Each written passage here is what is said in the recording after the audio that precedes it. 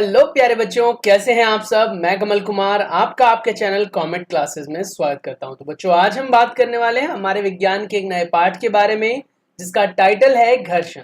कक्षा 8वीं के हिंदी माध्यम के बच्चों के लिए विज्ञान का ये पाठ है, पाठ नंबर 9। पुरानी पुस्तक के अंदर ये हो सकता है कोई और पाठ नंबर हो, लेकिन नाम सेम है और उसका नाम है घर्षण।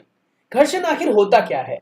आप लोगों ने देखा होगा, जब हमें बहुत ज्यादा ठंड लगती है तो हम हाथों को आपस में रगड़ना शुरू कर देते हैं, जिससे कि कहीं ना कहीं उससे ऊष्मा पैदा होती है, उससे गर्मी पैदा होती है और हमें थोड़ी सी ठंडक से राहत मिलती है।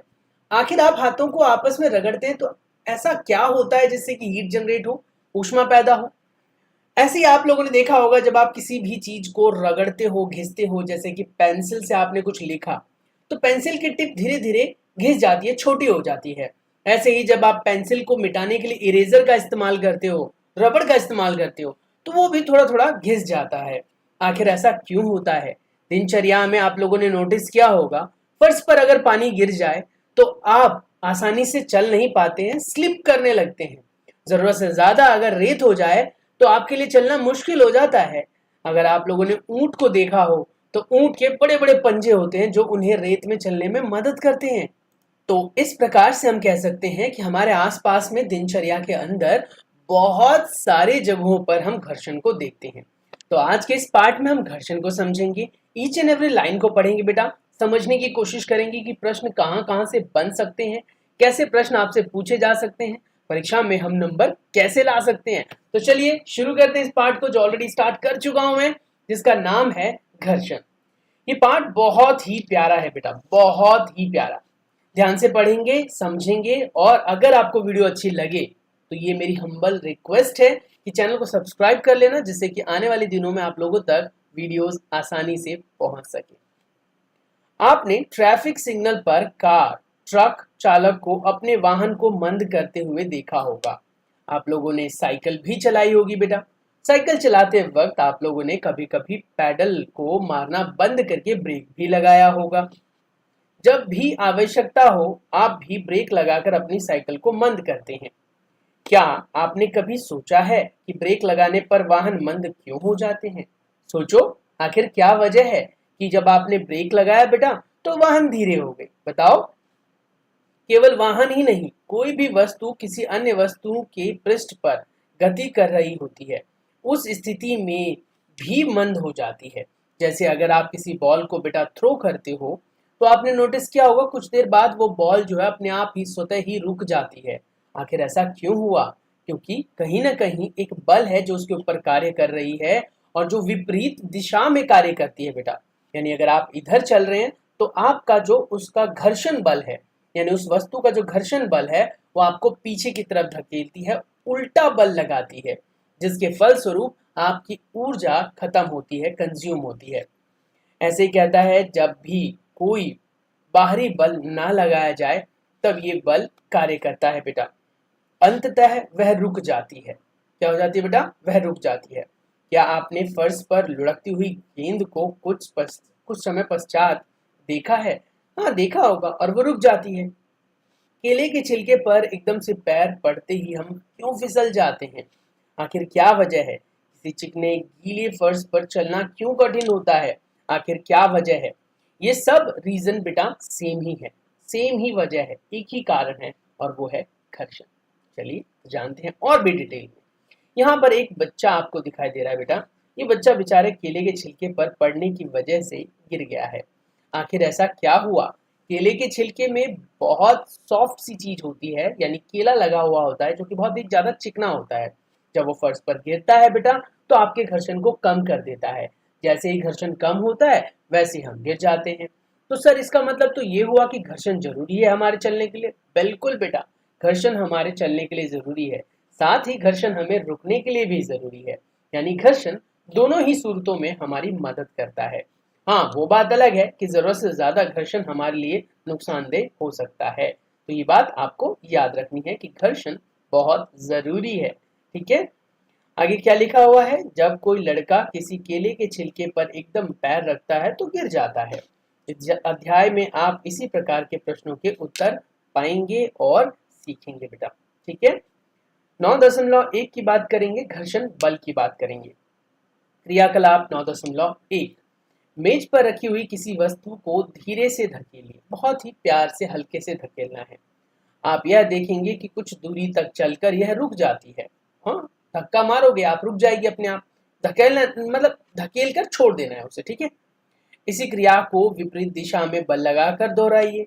क्या आप इस बार भी पुस्तक को रोक पाते हैं या अपने आप रुक जाती है? बिल्कुल।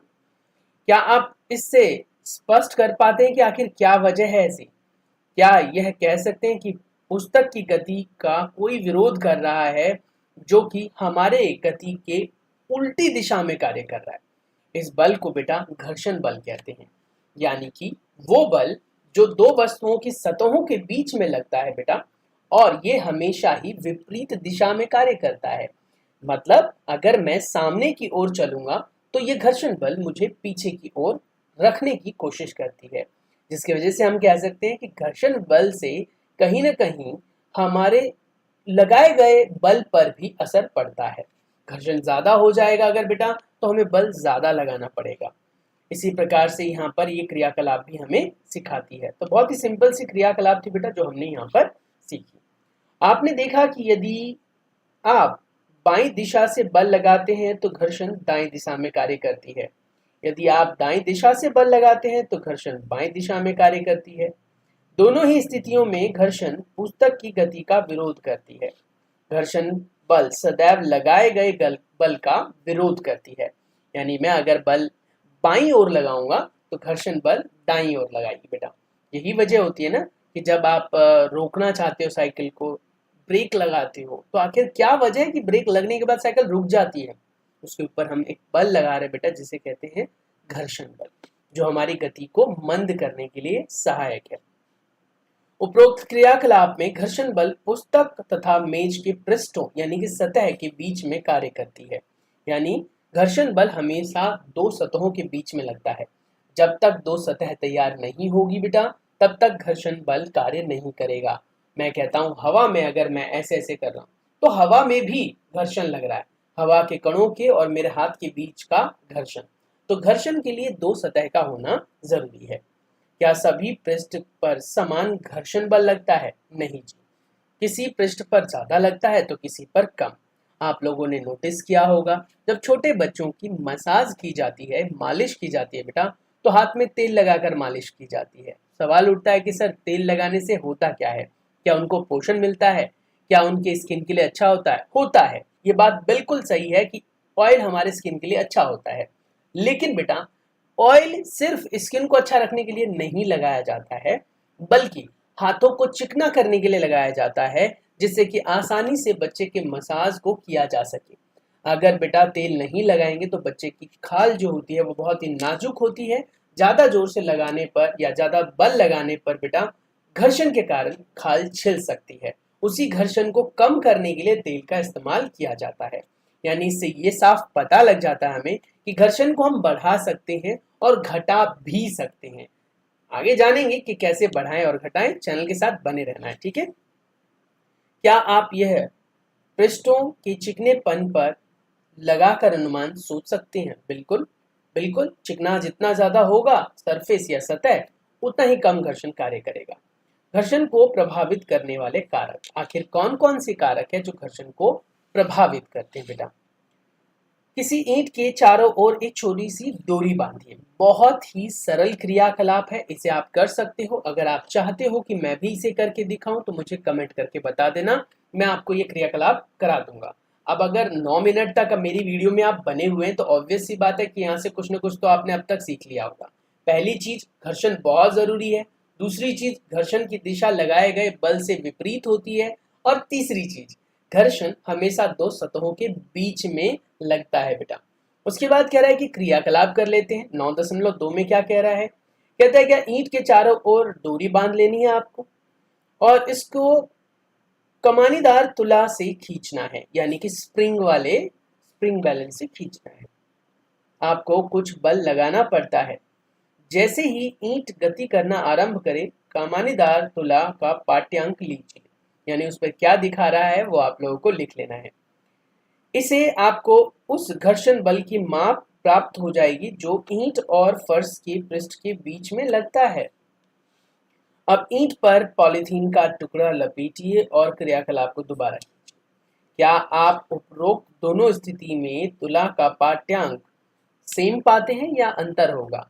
देखो, एक में हमने पन्नी लिया, प्लास्टिक। प्लास्टिक जो बेटा चिकना होता है, घर्षण को कम कर देता है। इससे आपको क्या पता चलेगा कि भैया जिसमें घर्षण कम है उसमें पाठ्यांक कम आएगा, बल कम लग रहा होगा। जिसमें घर्षण ज्यादा है उसमें पाठ्यांक यानी कि उसमें जो रीडिंग है बेटा वो ज्यादा आएगी, क्योंकि वहां पर घर्षण बल ज्यादा कार्य कर रहा है। इस अंतर का क्या कारण हो सकता है? ईंट पर जूट का एक टुकड़ा लपेटकर फिर से क्रियाकलाप कीजिए, कपड़ा लपेटकर कीजिए, और अलग अलग क्रियाकलाप से आप अंदाजा लगा पाएंगे बेटा कि कहीं ना कहीं घर्षण बल हर वस्तु के बीच में लग रही होती है। अब कमानीदार तुला होता क्या है, समझा तो दूं जरा मैं। कमानीदार तुला वह युक्ति है जिसके द्वारा किसी वस्तु पर लगाने वाले बल को मापा जाता है।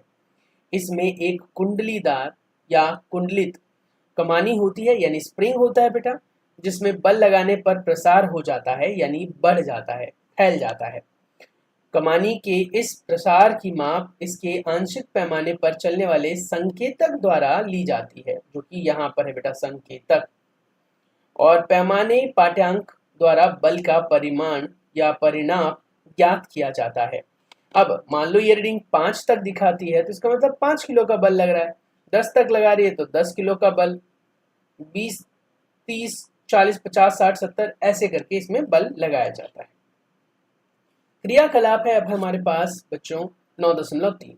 किसी चिकने फर्श अथवा किसी मेज पर कोई आनत समतल बनाई। इसके लिए आप ईंटों के सहारे रखा हुआ एक लकड़ी का तख्त इस्तेमाल कर सकते हैं। आनत समतल के किसी भी बिंदु ए पर पेन से कोई चिन्ह लगाइए। अब कोई पेंसिल इस बिंदु से नीचे लुढ़कने दीजिए और फिर उससे आप क्रियाकलाप कीजिए। जैसे यहाँ पर आप देख सकते हो इस चित्र के अंदर बेटा, मेज पर कोई कपड़ा बिछा दें और यह सुनिश्चित कर ले कि कपड़े में सिलवट ना हो। उपरोक्त क्रियाकलाप को करें। पहले आपको चिकने फर्श पे करना है, बिल्कुल मार्बल जैसे पर। फिर आपको बेटा ऐसे सरफेस पर करना है जिसे हम कहते हैं क्या, बताओ, माइका। और फिर उसके बाद बेटा कपड़ा डाल के करना है। तो आप देखोगे कि जब कपड़ा नहीं था तब ये सेल इतनी दूरी तय कर गया, है ना। अब जो भी दूरी हो, जैसे मान लो ये हमारे पास है 30 सेंटीमीटर, इतनी दूरी तय कर गया। वहीं पर जब कपड़ा डाला तो सिर्फ यहीं तक गया, मान लीजिए ये है 12 सेंटीमीटर। अब आप समझ रहे हो, नीचे वाला कम, ऊपर वाला ज्यादा रीडिंग दिखाएगा, क्योंकि ऊपर वाला चिकना है, नीचे वाला क्या है, कपड़ा है जो कि खुरदुरा होता है। क्या सेल द्वारा चलाई जाने वाली, ये देखो लिखा हुआ है ना, ये यहाँ पर पढ़ोगे तो नोट कीजिए। अब यहाँ पर सेल लिया है, ठीक है, तो इसीलिए सेल द्वारा, क्या सेल द्वारा चली गई दूरी पृष्ठ पर वह चलता है उसकी प्रकृति पर निर्भर करती है? यस, बिल्कुल। जिस सरफेस पर बेटा वो चल रहा था, तो पहला सरफेस आपका चिकना था, क्लीन था, तो उस पर आसानी से गुजर गया, है ना। दूसरे पर कपड़ा डाला जिसमें आसानी से नहीं गुजरा। तो पहली बात तो ये कि तो टिक टॉक चलती है, ये बिल्कुल मत सोचना। पहली बात तो ये कि जो बेटा घर्षण है वो घर्षण दो सतह पर निर्भर करता है। आपने देखा कि चिकना सतह था तो ज्यादा दूर तक सेल गया, है ना, और कम चिकना सतह लिया, जैसे कपड़ा ले लिया बेटा, तो वो कम दूरी तय कर रहा था। कपड़ा है तो ज्यादा दूरी तय नहीं कर पा रहा क्योंकि कपड़े पर घर्षण ज्यादा है। तो वही कह रहा है उसकी प्रकृति पर निर्भर करती है। क्या पेंसिल सेल के पृष्ठ का चिकनापन भी तय की गई दूरी को प्रभावित करता है? बिल्कुल। मैं इस क्रियाकलाप को सेल पर रेगमार का टुकड़ा लपेट कर सकूंगा? बिल्कुल कर सकेंगे, कीजिए, अलग अलग तरीके से एक्सपेरिमेंट कीजिए। घर्षण संपर्क में आने वाले दो पृष्ठों की अनियमितताओं के कारण है। अनियमितता का मतलब हो गया कि दो जो पृष्ठ होते बेटा, जो दो सतह होती हैं उनके बीच में कह सकते हो चिकना नहीं होता, एकदम एकदम चिकना नहीं होता। जितना खुरदुरा होगा ना उतना घर्षण ज्यादा होगा। इसीलिए आप लोगों ने देखा होगा मतलब कुश्ती करने वाले लोग जो होते हैं, जो कुश्ती करते हैं बेटा मैदान में, वो मिट्टी लगाकर हाथ पर फिर खेलते हैं ऐसे, है ना। मिट्टी क्यों लगाते हैं बार बार, पता है आपको? जानते हो आप? मैं बताता हूँ।